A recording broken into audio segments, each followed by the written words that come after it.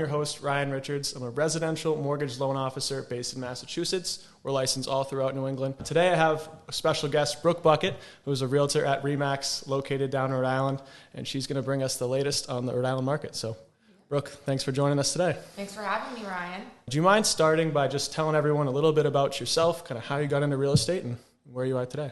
Sure. So my name's Brooke Buckett. I'm a realtor at ReMax River's Edge. I specialize in residential sales and leases in Rhode Island and Southeast Massachusetts. So I've lived in Rhode Island my whole life. I'm a native to the East Bay, which is Barrington, Bristol, Warren area. Absolutely love Rhode Island. We have a fabulous food scene, which I'm a huge foodie, so that's amazing. There's coastline, obviously, basically throughout the whole state. Easy access to the beach within 30 minutes from any point, which I absolutely love. We have fabulous Providence, which is thriving. I think that it rivals Boston, if I'm honest, in a much smaller scale, but nevertheless, we have a lot happening there, great art scene. We have RISD there, which is Rhode Island School of Design. So like I said, the art scene's really thriving there, great food scene downtown, lots happening. So if you're interested in a fun place to check out, Rhode Island is definitely it. Awesome. If you follow Brooke on Instagram, you've definitely seen her food posts, so definitely. They make me hungry all the time. Now, you've lived in Rhode Island your whole life, right? Yes, I have. Awesome. And what do you think attracts most people to Rhode Island, like, out of all things? Yeah, so like I was saying, definitely I think some of the biggest thing, first off, the beaches. In the summertime, Newport is an absolutely fabulous place to be. It's an international hub. People joke sometimes. I have a girlfriend from England who always says that should be a state capital, which I think is hysterical, but it is gorgeous. Lots of boutique style shops, loads of history as well. I'm a history buff myself, so we have some beautiful historic homes there, lots of museums, so it's a great place to be. So I think that's a big draw in the summertime. In the winter, obviously, it gets a little bit chilly, but we have Providence. There's a lot of people on foot. There's shops downtown there as well, great food scene. But Rhode Island, as small as it is very diverse. I mean, northern Rhode Island is much more rural, so if you're looking for like a wooded setting, that's a great place to be. But you can also be within a beach setting in South County within 25 minutes. So it's really diverse, and I think there's something for everyone, which is what I love about the state particularly. And I think a lot of people that have never been to Rhode Island come, and it's a lot more than what they anticipated. Yeah, I remember I drove down a few weeks ago for the East Bay Young Professionals Networking event, and yeah, I drove through Bristol, and I was like, I've never really seen Bristol like this before, and it was beautiful. It was a lot of nice areas. Definitely. But I guess changing gears a little bit into the market. So obviously it's been a crazy past several years, but throughout the course of this year, a lot has changed, at least from what I've seen in the news and obviously from doing it. But have you seen any changes going on in the market? Most definitely. So the market has softened quite a bit for buyers, which is welcomed news considering what the last few years have been for buyers, which was treacherous. Every, house had bidding wars on it. And we're seeing that although the market is definitely still very much thriving and busy, for buyers it's softening. So what I mean by that is last year we may have seen 15 offers on a house, and that same house this year is maybe seeing 5.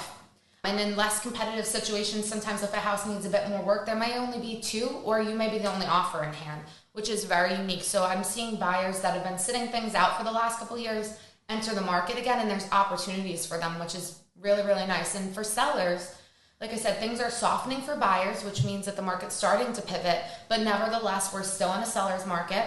Demand is still there on the buy side. So if you are a seller, it's still a wonderful time to sell. Awesome. Yeah, no, I've definitely seen, at least from a slightly different standpoint, but I've seen the same where competition is starting to slow down a little bit, but it's still competitive, like you're saying. So it makes for a great time for really both sides. If you're a buyer, you have some more strength behind you to get your offer accepted with less on the table. If you're a seller, you have hopefully a couple offers to look at. So completely. And I was going to say too, like if you are someone that needs to sell in order to buy, now is an opportunity for you to. Last year and the year before that, I saw a lot of folks that did want to sell. They knew they were sitting on quite a bit of equity, but they were waiting it out because they felt they had nowhere to go. They didn't have interim housing secured. They didn't have family they could stay with. And so now they have an opportunity where offers are being accepted contingent upon the sale of homes, which wasn't happening over the last couple of years. And if it was very, very rare. So there's huge opportunities to be had, like you said, either on the sell side or the buy side. And especially interesting you just said that, because I think we were talking before about how I had a client who just got their offer accepted contingent upon sale, but it was because the seller's side needed time to find suitable housing. So I think with this inventory problem, and you can attest to it if this is the case, but we're starting to see that because there's not a lot of inventory, both sides need a little bit of flexibility, depending on what you're trying to do. So that might actually help in a lot of cases. Yeah, for sure. Yeah. So if I were to be a buyer in today's market and I were to come to you, what tips would you give me to be successful? It's a good question. So I think patience is still key in this market. The inventory has nearly doubled since last year, but nevertheless, it's a bit more limited than what a normal market, and I'll put that in quotes, is, because who really remembers what a normal market is? That's about 4 to 5 years out. But nevertheless, I think patience and waiting for that right home to crop up is definitely important. Getting in touch with a lender well in advance and a realtor as well to get out there looking so that they can advise you on what you need in order to prepare for the process. Get that ball rolling with finances, and then with a realtor just to equate you with your local market. Each market is vastly different. Even in Rhode Island, it's hyper localized. So town to town, that market is going to be a little different. So speaking to a realtor about your needs, your budget is really imperative for you to get ahead of the ball and to have a good, basically, buying process the whole way through. Yeah. That's actually interesting you said that, because I follow the same logic with all of my clients. So when someone comes to me and say, or more so in conversation outside of my job, one of my friends comes to me and says, well, I want to buy in the next 6 or 7 months. I'm like, that's great, but the time to start figuring out your financing and what you're looking to buy is now. Because a lot of the components that go into buying a house, like saving for a down payment, having a credit score in place to be able to buy, take time. So like you're saying, the sooner you can get the ball rolling to figure out, okay, what do I need to save for? How much do I need to save? What should my credit score be? But really, what is my credit score now? The sooner you're able to put a concrete plan in place to execute your goals, which is buying a house. And often people, I'm sure you find, they're like, oh, I'm ready to buy a house now. Mentally, they're ready, but financially, they're not in the position to do it because they didn't set that plan up before. Right. So, you hit it. You hit the nail on the head. So yeah, I always try to stress that. And in the same token, we were talking before too about those buyers who enter the market waving their $500,000 pre-approval in their hand. And that's great, but do they know what that monthly payment is going to be like?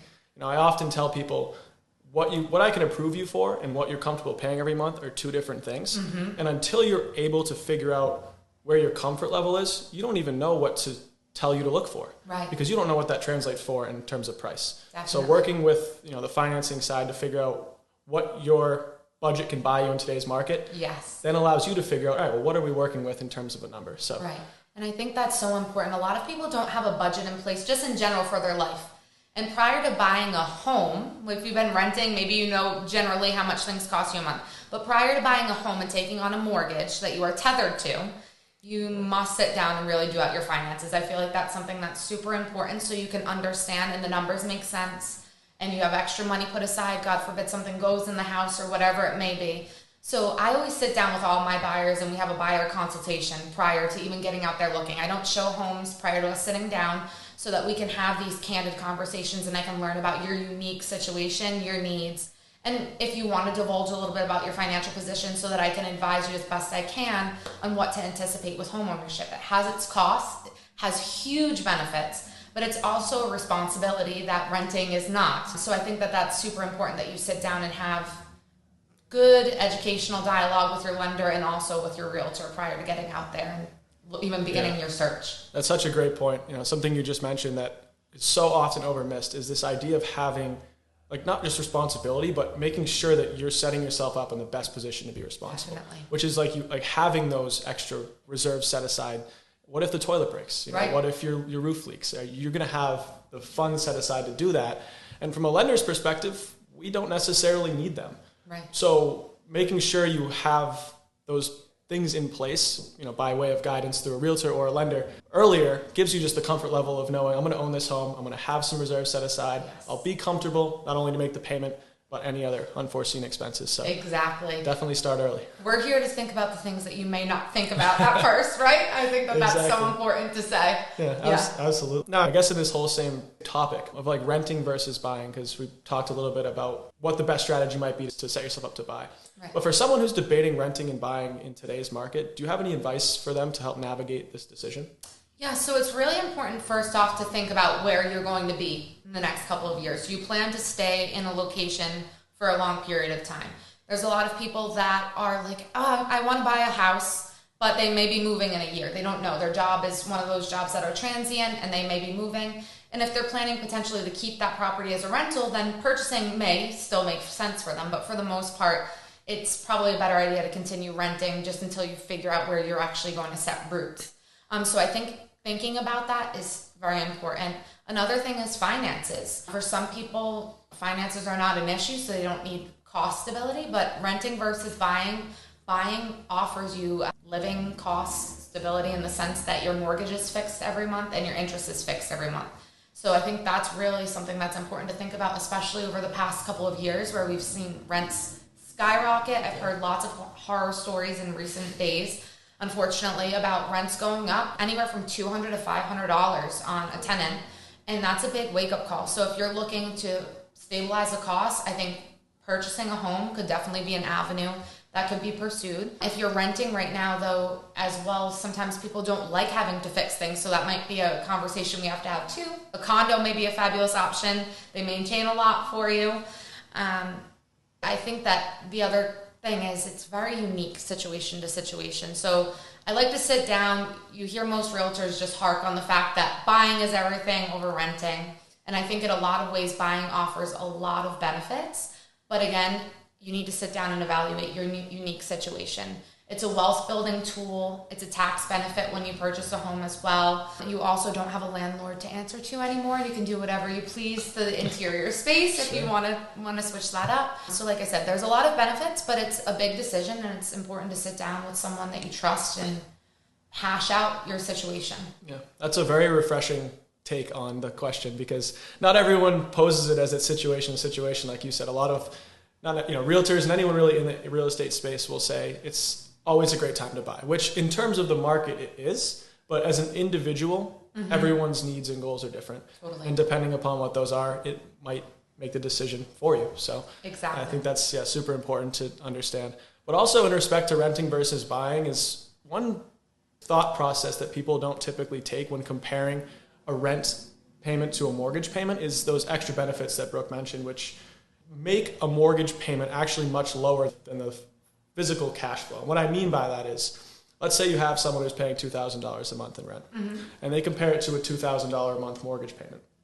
Well, within that $2,000 a month, you're including taxes, you're including mortgage interest, and you're including likely mortgage insurance, which those three, depending upon your tax bracket for some of them, are tax deductible.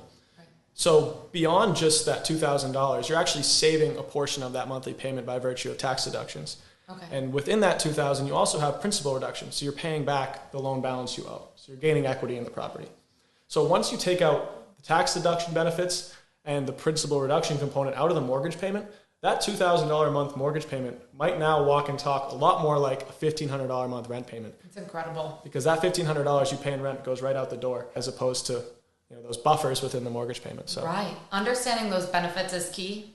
And I mean, to hear that, like I said, it's incredible. Yeah, really. It's definitely something to keep in mind. But yeah, like Brooke said, it still might not make sense for you depending on what you're trying to do. So right. But you need some guidance to help you point out the things you might not know. So I know we just talked a little bit about first-time home buyers, but I know you work a lot with them specifically. Yeah. What do you like most about working with first-time home buyers? Okay, so I absolutely love first-time home buyers. It lights me up. I was a first-time home buyer myself several years back, and the process was extremely overwhelming. I didn't know heads from tails. I didn't understand really the process whatsoever that I was going through, and I think that that's enlightened me a lot in my approach with first-time buyers. So first of all, I'm very keen on education. I'm a former educator myself, so I hark on education. So I'm there to walk you through every step of the process, and that's actually one of my favorite parts, is educating and answering questions.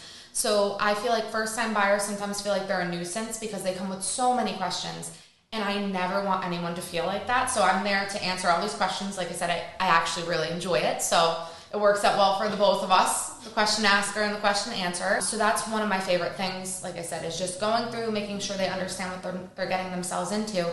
And the best part of all, though, is the excitement that comes with that process. I mean, watching someone get the keys to their first home I can't even explain to you the sensation I have. I'm smiling the whole way through the transaction, even when things get stressful, because the excitement when I speak to my first-time buyers is just through the roof. They can't wait to get in there, I love hearing what they're going to do to the space, how they're going to make it home. When they invite me back to see the space, it's really something special. And I don't know, it really helps me get up every morning because I just absolutely love it. That's really awesome. do. And that's what it should be about. We always talk about getting your finances in order and finding the right house, but really what's most important is enjoying the process, because it's such a great experience and wealth generating tool for so many people. But it starts with having someone on their side who's willing to answer those questions and go the extra mile to make sure they're comfortable, which I'm sure you can attest is part of the whole team environment of real estate too. Totally. Often people think of, I'll get one piece so I'll get my pre-approval from here, I'll go to a realtor from there, and I'll pick my attorney from over here, which can work, but it's really best when you have a team around you. You look at sports, and you don't see, the offensive coordinator, their defensive coordinator, and head coach not talking. I mean, they're communicating, they're game planning together. Even though their jobs are somewhat different, they're all part of the same common goal. Yes, exactly. Having a great team on your side makes all the difference. I always say that. We all know each other, we work in sync, and we get it done, and everyone's smiling at the closing table. So that's the way we like to get that. And it's kind of cool, when you have 3 or 4 people in your corner, right? Yes. Looking out for your interests, and that's really what they're there for. So. Definitely, yeah. So in this whole first-time home buyer aura that we're talking about here, if I'm a first-time home buyer and I go to you as an agent, what questions should I ask you? If I'm someone who's new to buying, how do I figure out, the process as far as what questions should I bring up? Yeah, so I think the first thing that I always like to do is talk about the cost of purchasing a home. So I would love for you to speak to that if you can after. Yeah. Because that's something that a lot of people come blind to the table with, is they just think they're going to waltz in with no money and purchase a home, which I wish that was the case, but it's not. But there are a lot of great situations where you can come with very little money and close on a home. They try to make the hurdles for first-time home buyers much lower than it is for other types of buyers, which I'm sure you can attest to. Yeah. So I think that that's the first thing that I always begin the conversation with. Second thing that I really like to explore, and a lot of people actually, believe it or not, don't really think too deeply on prior to starting the home search, is your lifestyle. So, what does your daily life look like? Where do you work? Do you have animals? Do you have kids? Do you like to be in an urban setting, suburban setting? And even when they've narrowed it down that much and I can help guide them in terms of what towns might have to offer them if they like these certain things, I really like to get out there and get looking at houses too, because people come to the table and they're like, I like Cape Cod houses, I like colonials. And I said, well, let's walk through a colonial together and feel that flow out. And we'll get out there and they'll get in the house and they're like, actually, this doesn't make sense. The dog would have muddy feet and be tracking them through the whole house. And I'm like, exactly. So that's kind of the fun part that happens a little later down the line. But I do like you to start daydreaming a little with me at the table about what your ideal home looks like. And then from there, I link you up with a lender to talk about the call. And that just gives us a better idea of what types of houses we can even look at. We get excited sometimes, start a search on Zillow at $600,000 and we should be looking at $300,000. Right. And so our realistic vision of what a home could be or should be for us definitely changes. So it's important that you speak to a lender early on. Like I said, I always recommend fairly early in the process to get that component done there. And then we just go through step by step what the buying process is going to look like. I don't like hidden surprises, so I give you a definitely a bird's eye overview as to not overwhelm. And we talk about what an offer looks like. And then from there, what happens after an offer with inspections, negotiating repairs, the appraisal process, closing, final walkthrough, all of those kinds of things. I do it at the first consultation. First consultation is about 30 to 45 minutes, so it's actually quite easy, quick, and painless. But I want you to walk away that day feeling like, oh, I can handle this. I know what to expect, and Brooke's going to keep me in the loop the whole way through, and this is exciting and fun for me.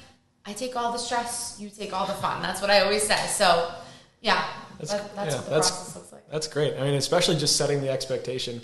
There's a lot of, especially with first-time home buyers, even people who have done it multiple times, just setting the expectation of, okay, what does the process look like? Right. Where do we go from here?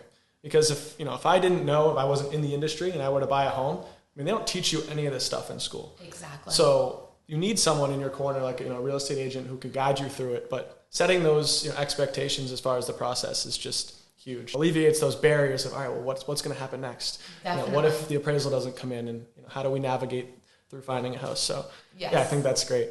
Yeah, and I think it's a good time too when you come to those buyer consultations with whatever realtor you meet with.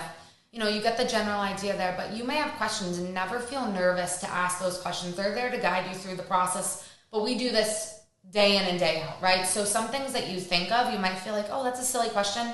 No question is a silly question. So if you're a buyer and you have a list of questions, come with those. That's your time to ask those before the process begins, and you can feel assured in what's ahead. That's awesome. Yeah, that's a great way to put it. Yeah. I'm going to use that catchphrase. Can I steal it? Yeah, go for it. So aside from, we talked a little bit about it, but I want to circle back in a little bit more detail. What are the most important things to look for when you're buying a home?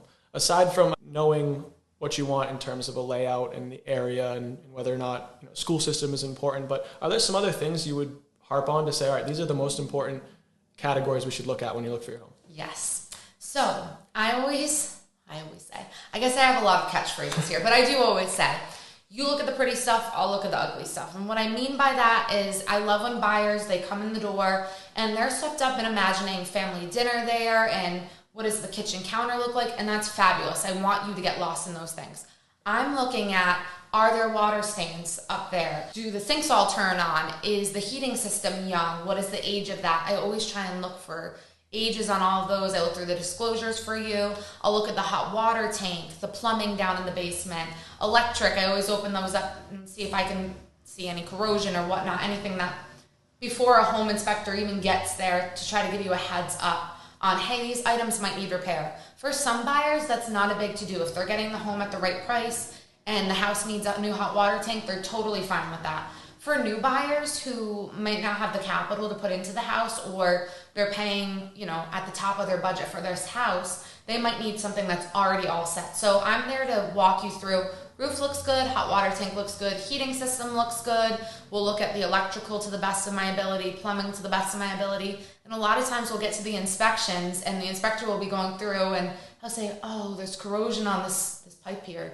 And the buyer will say, oh yeah, like we already spotted that when we came through. And I love that. It just makes it a lot more painless, so less surprises on the inspection. I'm not a home inspector, so I'm not thoroughly looking at every little thing, but I do the best that I possibly can to try to mitigate surprises and also to give you an idea so you can make the best financial decision for yourself, whether a home that needs some work or even needs these bigger parts like a hot water tank makes sense for you prior to putting the offer in, getting your heart caught up in it to find out it needs all this and we can't negotiate during an inspection period on those items. So, yeah. Another catchphrase that I might have to steal from you. All right, there we go. I like that. You look at, what was it again? You look at the pretty stuff, I'll look at the ugly stuff. That's a good one. Brooke Buckett, put that on a t-shirt. But so in respect to inspections, I mean, that's like a huge topic of conversation right now. How are you typically handling those, like in today's offers with your buyers? Are you seeing some more flexibility or what are you seeing?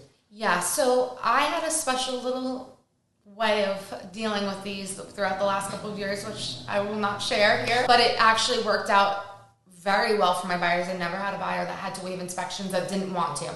That's always your decision, how you want to handle inspections. Like I said, I'm here to educate you, and if you want to ask me what my advice would be, I'm more than happy to share that with you. I'm always going to tell you what your best chance of getting an offer accepted, which route to pursue that I think would give you the best odds of getting that offer accepted. But ultimately, at the end of the day, it's your offer and it's what you are comfortable with. So always educate through the process of doing like a traditional home inspection or doing a home inspection for informational purposes only, or even waiving a home inspection. There's some people that feel comfortable enough with that, and that's great if you're comfortable with that. But I think the market is softening, like I said, for buyers, and with that means that you might not need to waive the home inspection anymore to get that offer accepted, because there's not 15 other offers. There's 2. And maybe if you offer a little more on the money or put a greater deposit down or come in stronger on another terms like the appraisal terms, they may be willing to overlook that inspection ask that you're asking for, that inspection contingency. So, like I said, market softening, use that to your advantage, buyers, in that sense, for sure. Great. I think it's great to see that that's becoming more common in practice, at least. It seems like you said you've done it throughout, which is awesome that you've been able to protect your buyers like that. Definitely. But it's definitely reassuring to hear that there's some more reprieve finally coming. So right, it makes me feel so much better. I like when someone walks them through, especially my first time home buyers. Home inspection's a really nice time to get to know your house. Beyond looking for problems, they can let you know where the water shut off is and how to turn off your circuit breakers and all of those kinds of things. The home inspector is there to walk you through. He's there for your benefit. So it's a good time to ask questions about your house, things you may not know. get up there in the attic with him and he can point things out. That's when you really get to know your home in depth prior to the purchase. So if you can get a home inspection and you want one, I always recommend that. Yeah. I'm sure Brooke's very good at looking at the nitty gritty, but these home inspectors, they pick it apart. Exactly. They go in every little nook and cranny. So yeah, definitely valuable. Well, Brooke, I want to thank you for joining me today and sharing your insight into Rhode Island housing and really just talking overall about the process for first-time home buyers, things to look out for, and things to be prepared for to start the process. If you want to learn more about Brooke Buckett, you can find her on Instagram and Facebook at Brooke Buckett Real Estate or on her website at brookbucketrealestate.com. If you want to learn more about me, my Instagram handle is Finance with Team Richards. I'm on Facebook as Ryan Richards. I know it's a lot to remember, but those are the two ones. I'm Ryan Richards of North Point Mortgage, and thanks for watching. Thanks for having me, Ryan. Glad to have you.